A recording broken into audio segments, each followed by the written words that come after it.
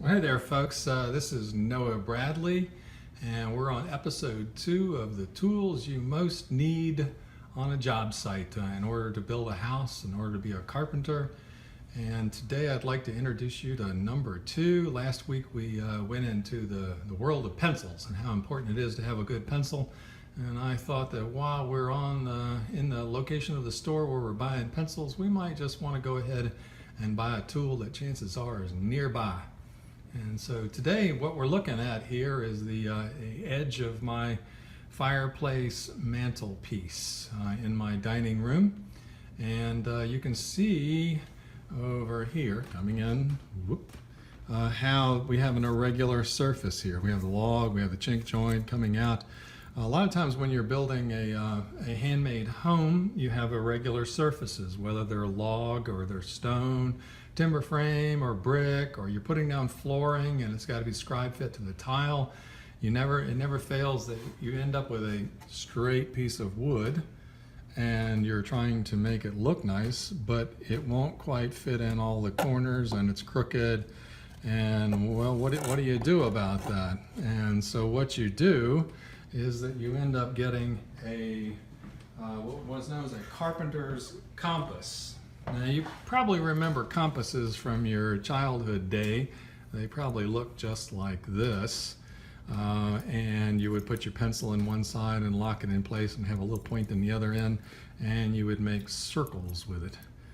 But in reality, carpenters don't really make a whole lot of circles with a compass. That generally when they want to make circles, they will use a template. If there's a pipe that's going through the wall, they'll just use a section of pipe as a guide to draw the circle on a wood and go with that.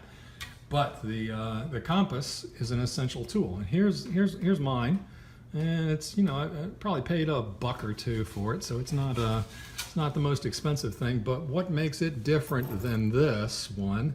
This one is a friction fit, and it'll just slide all over the place, and you'll maintain that, and by the time you start doing some scribing, it'll move and everything else. So this friction fit is not the way to go.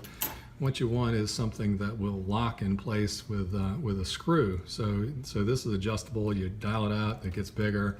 You dial it back, it gets smaller. But anyway, it's locked in place there.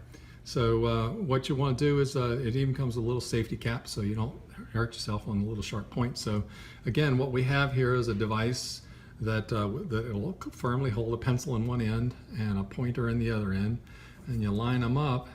And in order to make that board behave itself and fit against that particular irregular surface, as you come in there with your board, and you'll notice that first of all, this is not level, so you want to pull it over so that it's level, so that you end up with a level surface. And then you'll come in here at your widest gap, and you'll set your device, your carpenter's compass, and then what you do is you'll just track along the wood surface, and that will create a line that once it is cut out of place, then it'll just merge right over, just like this mantelpiece did over into it. And you'll need to do that for your window trim, for your door trim, for your mantelpiece, for your wherever termination points are, or flooring, or whatever else. So anyway, I thank you for enjoying, I hope you enjoyed it. Thank you for joining us today on tool number 2. We haven't spent a whole lot of money, probably less than $2, which you can't beat that in the world of tools. So we'll look forward to seeing you next time. Thank you much. Bye now.